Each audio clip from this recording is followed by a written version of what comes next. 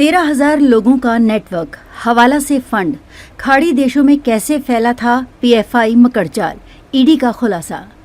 दिसंबर 2020 में campus front of India के महासचिव के रऊफ शरीफ की गिरफ्तारी के बाद प्रवर्तन निदेशालय की 4 साल की जांच से पॉपुलर फ्रंट ऑफ इंडिया का नेटवर्क और फंड से सोर्स सामने आए। इस जांच में सैकड़ों सदस्य संदिग्ध दानदाता और 94 करोड़ रुपए से अधिक की वसूली का खुलासा हुआ।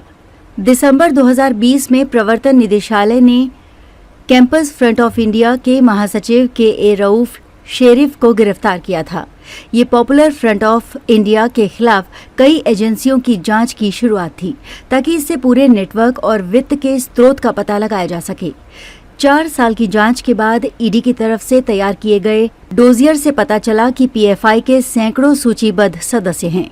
इसके साथ ही और केरल, कर्नाटक, तमिलनाडु, तेलंगाना, दिल्ली, राजस्थान, महाराष्ट्र, बिहार, पश्चिम बंगाल, असम, जम्मू कश्मीर और मणिपुर में इसके कार्यालय हैं।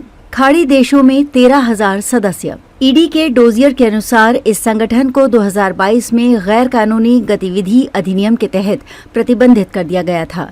उस समय जुलाई में प्रधानमंत्री मोदी की हत्या की कोशिश विफल हो गई थी। इस संगठन के सिंगापुर और 5 खाड़ी देशों में कम से कम 13,000 सदस्य हैं। इन देशों से पीएफआई को अज्ञात दानदाताओं से कैश में धन जुटाया जाता है, साथ ही इसे हवाले के जरिए भारत भेजा जाता है, जिसके बाद ट्रस्टों और संबद्ध संस्थाओं के 29 बैंक खातों में नकदी जमा की जाती है। इन प्रमुख लोगों की गिरफ्तारी। पिछले कुछ वर्षों में एजेंसियों ने इसके 26 शीर्ष पदाधिकारियों को गिरफ्तार किया है। भारत और विदेशों में संपत्तियां और बैंक खाते जब्त किए हैं। केरल में एक आतंकवादी शिविर का भी पता चला।